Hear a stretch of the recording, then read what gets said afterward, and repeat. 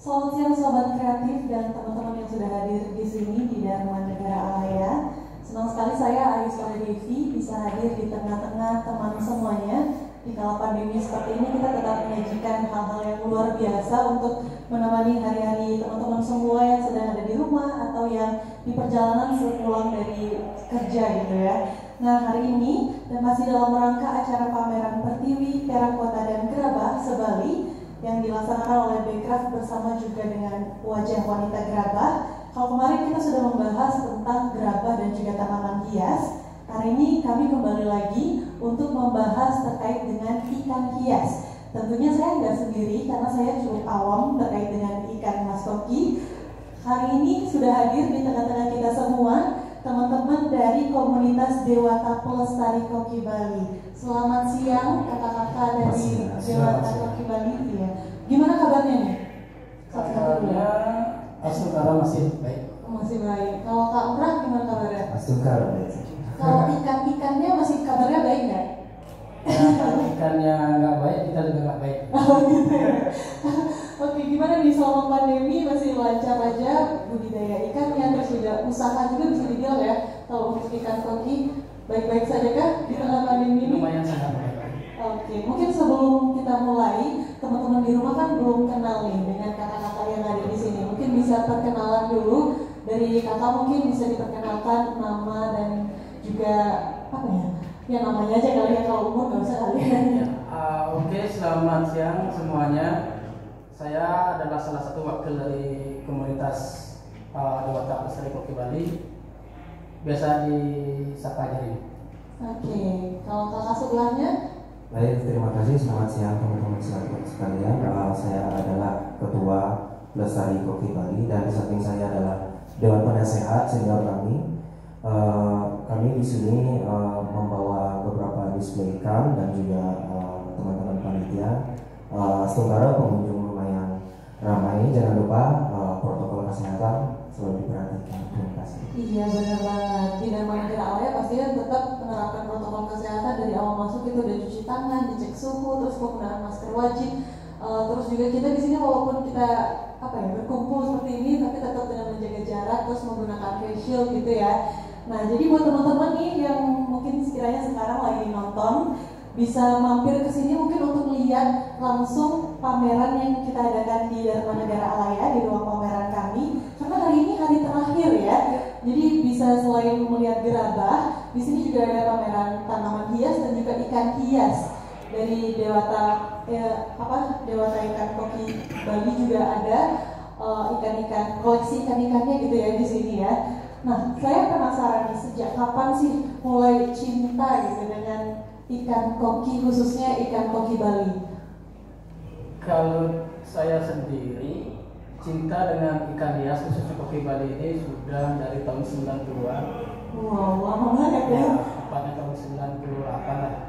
Awalnya karena saya bermain ke rumah teman atau orang-orang tua yang dulu yang senang juga sama ikan, main ke sana, melihat dari bentuk ikan mas koki Bali ini beda dari bentuk ikan mas koki yang lain. Karena kita kenal juga ikan mas koki Bali, ikan mas koki kan banyak jenisnya juga. Ada jenis oranda, rinkin, posakin, dan ikan mas koki Bali ini menurut saya sendiri sih sangat unik. Kenapa saya bilang sangat unik? Karena dilihat dari bentuk ekor lebih panjang dari ikan koki yang lain. Jadi paling cantik gitu ya antara semua ikan mas koki. Kalau bandingkan dengan istri, ketika masih sayang istri atau ikan koki nih? Beda persepsi. Tapi kadang-kadang istri cemburu juga sama ikan. Iya, karena biasanya kalau sudah masalah hobi itu pasti lebih fokus pada hobinya gitu. Spend money, terus juga spend time, pasti lebih banyak sama hobi. Iya nggak? Betul.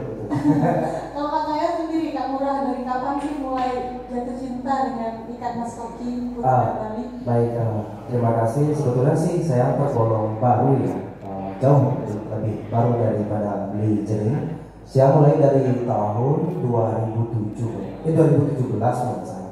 Ya. Pertama sih saya mulai kecintaan sama kayak beliau, main ke rumah teman, diajakin untuk lihat ikannya, terus wah kok beda nih dari ikan di pasaran gitu. Di pasar burung lah terutama kan bisa banyak jual beda sekali unik nih. Ekornya tuh lebih lama.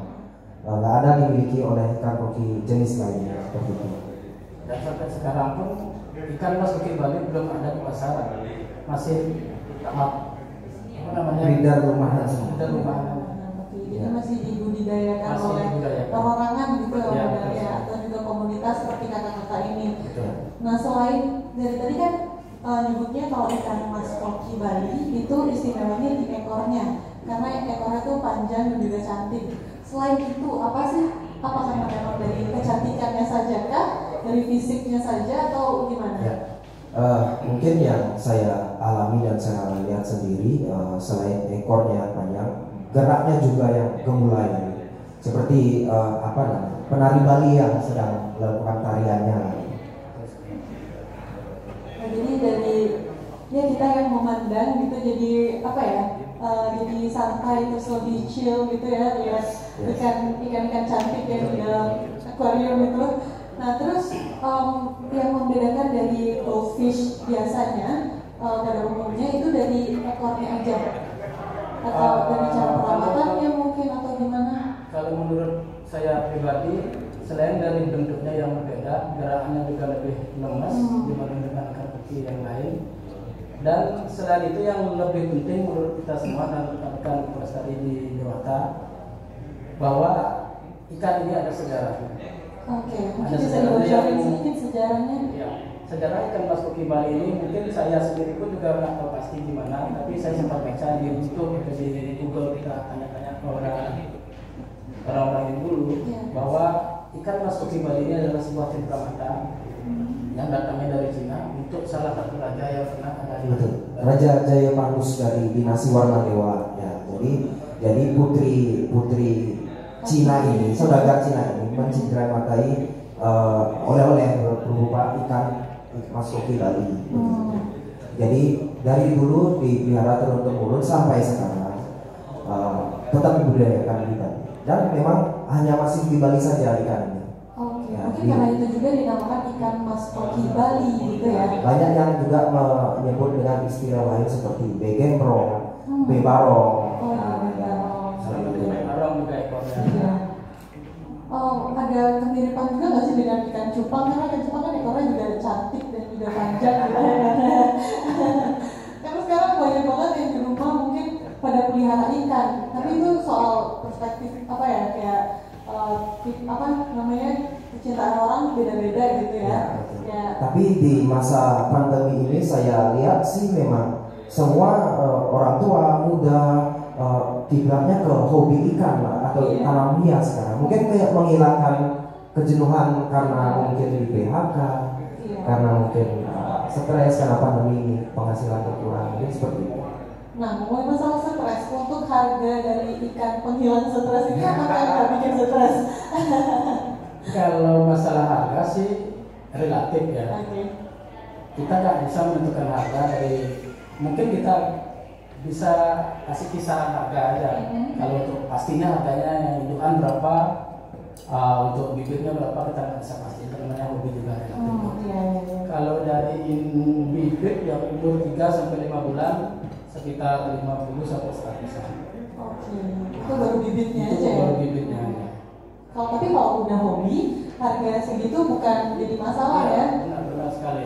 Nah, mungkin istri-istri itu yang khawatirnya tuh sebenarnya Mungkin kayak ya. gitu. Jadi Bukan ada mungkin keuangan yang silent dari istri yang hobi gitu. Itu sih yang banyak saya lihat di teman-teman. Jadi mahal itu relatif tergantung juga dengan apa ya, kebutuhan masing-masing Iya, gitu betul. kan, dan kebutaan, cinta buta yang bisa dikomunikasikan ya.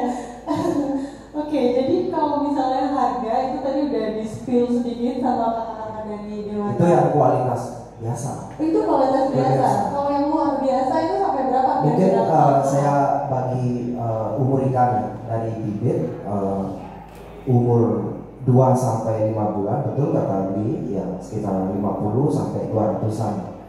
Yang remaja mungkin saya golongkan umur usianya dari usia 6 sampai 9 bulan. Itu kisarannya yang grade bagus, kurang lebih relatifnya dijual di teman-teman itu sekitar 400 sampai 800 ribuan per ekor. kalau indukan usianya, apalagi udah pernah kawin, artinya yang berreproduksi itu aktif produksi di atas 1.000 sampai 2.000 per ekor, 1 juta sampai 2 juta per ekor. Mau bilang 1.000 tuh kan sebenarnya ya. Biar teman-teman di rumah nggak bingung kan 1.000 rupiah aja nih gitu. Kasarnya bilang itu bayar kesukaan orang. Iya benar, itu hobi, balik Iya. lagi dengan hobi gitu ya. Bayar sukanya orang gitu. Nah, caranya tahu, mungkin ada yang baru mau terjun ke dunia perikan hiasan, terus kayak taunya cuma mahal, jadi mereka nggak tahu kalau ada kualitas di balik itu kan mikirnya kalau udah mahal pasti bagus gitu. Apakah ada tips-tips cara memilih ikan gitu nggak sih? Karena saya awam banget ya masalah ikan, jadi saya mau tanya, kalau misalnya mau beli ikan itu kan pasti harganya mahal, tergantung dengan kualitasnya. Nah, cara tahu kualitas ikan itu bagus atau enggak itu gimana?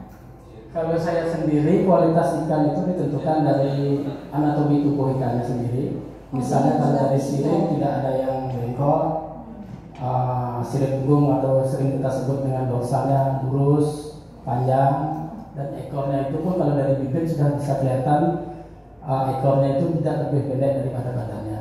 Karena seiring waktu ikan mas koki Bali itu semakin besar, semakin bertambah usia, ekor akan semakin panjang. Oke, jadi dari anatomi tubuh. Dari gitu anatomi ya. tubuhnya. Mungkin ada lagi dari Kak Murad mungkin, atau emang segitu aja? Mungkin saya tambahkan sedikit aja. Mungkin kalau kita lihat dari bibir, pemilihan yang tepat itu memang asal anatomi atau dorsal-dorsalnya tidak bengkok atau tidak patah, itu bisa sudah dikategorikan kualitas yang menengah ke atas. Kalau dari gender gitu loh, kalau misalnya dari itu ada perbedaan harga nggak kira-kira? Itu tergantung yang si pemilik sih. Nah, jadi ada kondisi tertentu yang membuat ikan dilepas mahal. Sebagai contoh, pada saat ikannya terkena masalah atau sakit, yang meninggal atau yang mati kebanyakan jantan, berarti dia bisnis jantan si peternak. Kalau ada orang yang minta jantan, mungkin dilepas dengan harga yang lebih mahal dari biasanya, begitu ya sih. Oke, jadi kalau dari bentuk tubuh juga, apakah lebih cantik betina atau jantan atau sama aja? Kalau biasanya dari ikan Sama aja sih. sama aja ya. Oke. Cuma memang kalau yang di betina itu ikannya agak kelihatan lebih bulat ya. Oh, lebih bulat kalau Kalau dari minyak, tapi tidak menutup kemungkinan juga laki pun juga ada yang bulat juga begitu. gemuk gitu. Gemuk. Mondok. Mantap. Oke, kalau cara perawatannya nih, tadi kita udah tahu caranya memilih ikan dengan kualitas yang bagus gitu kan. Kalau cara perawatan dari ikan mas koki Bali itu ada apa ya? Ada treatment khususnya nggak? Baik, mungkin saya akan bedah satu-satu. Mungkin mulai dari perawatan tradisional, yaitu dari gerabah atau lumrahnya di Bali disebut jeting, kan begitu. Iya. Ya. Yang pasti pertama jeting sediakan yang cukup luas untuk ikan leluasa bergerak. Terus tips pertama agar tidak bocor, perlu jeting itu di plester atau dilapisi semua. Dilapisi dengan semen. Cukup di dalamnya saja. Ya, cukup di dalamnya saja. Agar tidak merusak keindahan Dari luar jetingnya, asli jetingnya. Setelah itu biar aman dari zat semen juga perlu direndam setelah dilapisi semen. Kurang lebih semingguan. Oh, iya. Jadi supaya ikan-ikannya nggak makan semen gitu ya? Iya, karena terkena satu racun untuk dari semen begitu. Oke, jadi cuma itu aja. Apa lagi? Kalau bicara berlanjutnya, setelah direndam kan air dikuras lagi, masukin air baru, dan lebih bagus di aerasi, dimasukin aerator untuk filter untuk aerasi air agar oksigen tercampur rata, membuat pH juga lebih seimbang begitu. Oke, jadi itu harus diperhatikan Iya, jika betul. menggunakan media gerabah. Gerabah. Kalau media akuarium atau ember kurang lebih sama, dia lebih mudah sih. Cukup ditambah aerasi sehari 2 hari cukup, udah aman untuk ikan. Oh, jadi antara ember dan juga gerabah beda ya? Beda Ya, ya. karena kan kalau di gerabah kita perlu lapisi dulu juga dari semen, karena semen itu kan ada zat yang tidak bagus. Oh, iya. Kalau dari ember atau kaca, saya rasa tidak ada. Maka Jadi- juga kita tambahkan air, yang perlu beberapa saat diendapin dulu airnya, diaerasi, nah kita masukkan. Oke, kalau untuk pakan sendiri itu ada apa ya, kayak bagusnya nih dikasih pakan ini nih kalau ikan mas koki gitu, atau memang bebas kalau untuk pakan? Kalau ikan mas koki Bali terkenal ikan yang buncit, yang suka makan apa saja. Ya, dan masalah pakan di ikan mas koki Bali masih banyak juga teman-teman kita yang memakai membuat pakan tradisional. Ya, contohnya kita mix ya dari tepung sama kuning telur, kita kukus lah istilah darinya, terus kita jemur, sudah kering kita kerik, makanya dikenal dengan sebutan pakan kerik. Dan di zaman yang canggih seperti sekarang ini bisa dibilang pakan ikan mas koki Bali sudah banyak tersebar di workshop-workshop yang di toko-toko pakan ikan, seperti banyaklah jenis seperti cakari, agaru, ikan premium yang buatan pabrik, yang takaran nutrisinya sudah jelas. Kalau pakan tradisional kan kadar nutrisinya masih diperkirakan saja. Yang penting sudah dicampur bahan-bahan tertentu yang membuat ikan makin besar, berkembang. Jadi itu balik lagi sama si pemilik gitu ya, maunya kasih yang sudah jadi atau mau buat sendiri ya, gitu, suka ribet. Kasarnya sesuai budget lah. Ya, kan harga pakan nggak menipu kualitas seperti itu lah.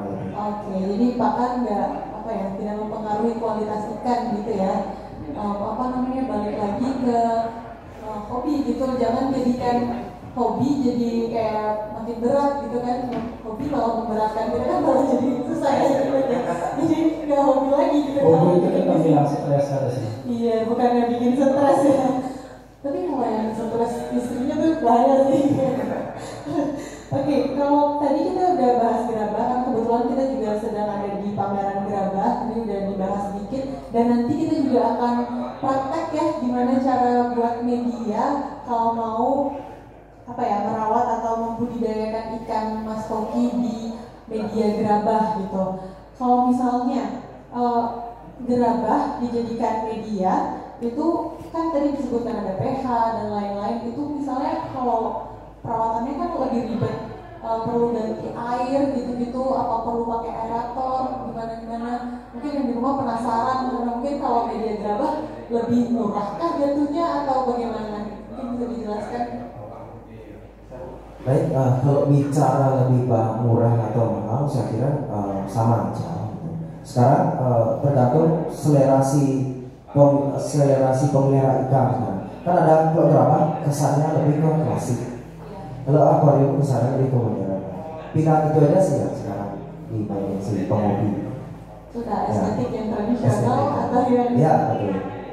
Kalau ikan mas koki Bali itu saya pernah dengar katanya lebih cantik kalau dia dilihat dari atas gitu, top view. Makanya gerabah benar-benar. Saya gerabah jadi pilihannya relatif lebih banyak dipilih. Kalau misalnya disuruh pilih gitu, kalau media untuk perawatan ikan mas koki itu lebih bagus di media gerabah kah, paso, atau di akuarium? Kalau misalnya disuruh pilih, atau mungkin ada perbandingan yang bisa dijelaskan mungkin? Kalau menurut saya pribadi sih tidak ada perbedaan ya, karena kita bisa memandang ikan mas koki Bali itu tergantung dari side mana yang mau kita lihat. Kalau dari top view-nya kita mau lihat, ya kita pakai media gerabah, dan keunikannya juga dapat di sana. Kalau misalnya pas lagi santai di dalam kamar kan tidak untuk kemungkinan kita juga harus memiliki akuarium dan bisa sambil berbahan teliti bisa lakukan juga. Tidak perlu nengok dari atas gitu ya. Kalau orang mau menambahkan mungkin? Oke. Terus juga untuk ukuran gerabah. Nah, kita tahu gerabah itu ada berbagai bentuk. Ada yang bentuknya pot, ada yang bentuknya paso atau jeding gitu kan. Mungkin ada khusus nggak sih yang lebih bagus untuk perawatan ikan itu yang ukurannya sekian atau gimana? Prinsipnya semakin luas, semakin lebar lebih bagus. Semakin luas, semakin lebar, semakin bagus. Tergantung juga nanti isi ikannya berapa gitu ya. Tergantung juga jumlah ikan. Oke, jadi emang semuanya perlu perlu diperhatikan juga gitu kan, dan kayaknya kalau pakai gerabah itu harus lebih telaten karena harus ganti air gitu-gitu ya kan.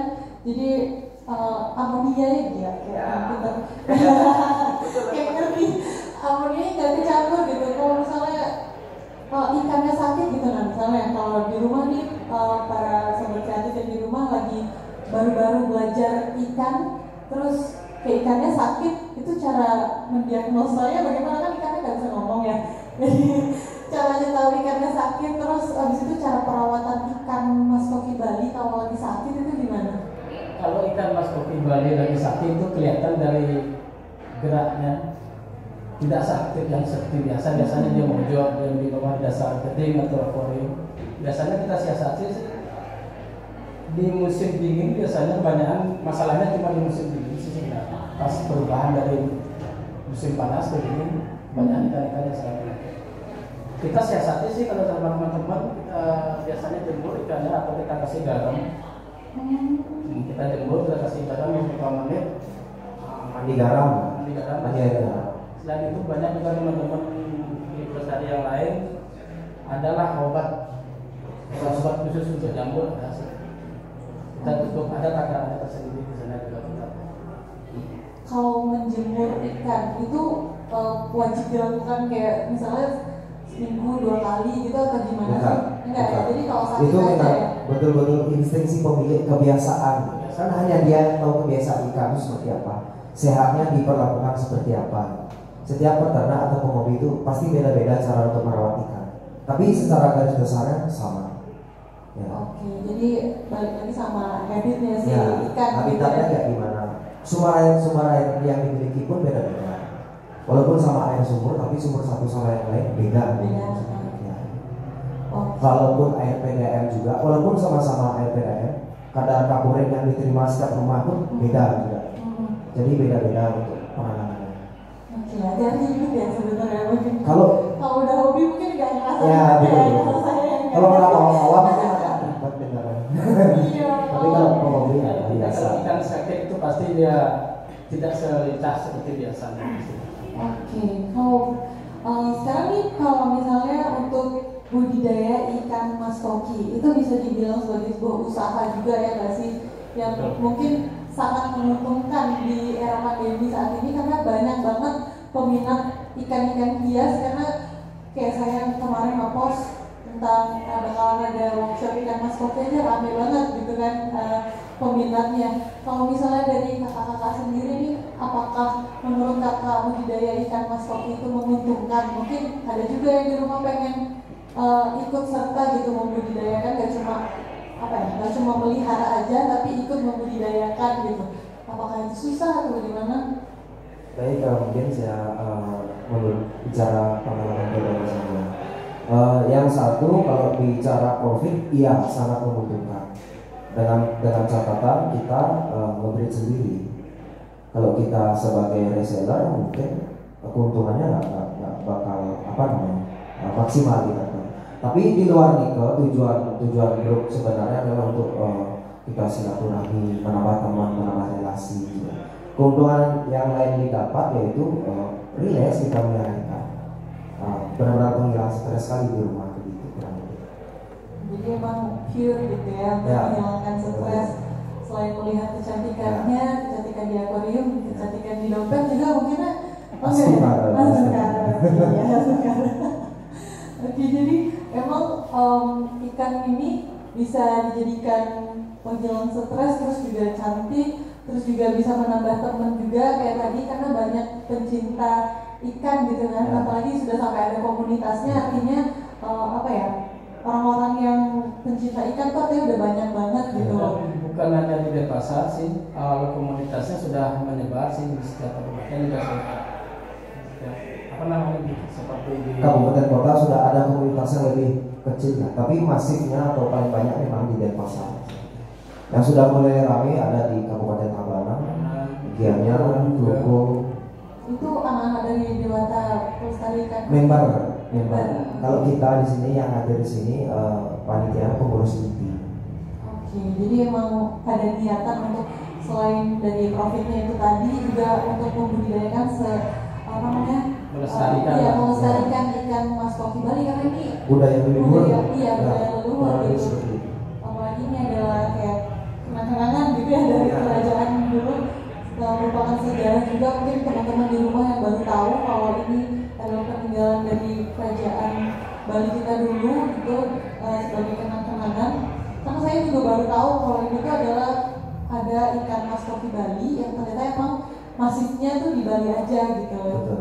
Jadi perbincangan kita sekarang ini selain tentang cara perawatan ikan mas koki, terus juga ikan mas koki Bali khususnya ya, terus juga di media Drabah dan juga ada sejarah sedikit yang bisa kita dapatkan hari ini gitu. Mungkin teman-teman di rumah ada yang mau bertanya, nanti bisa langsung ke kakak-kakaknya ini.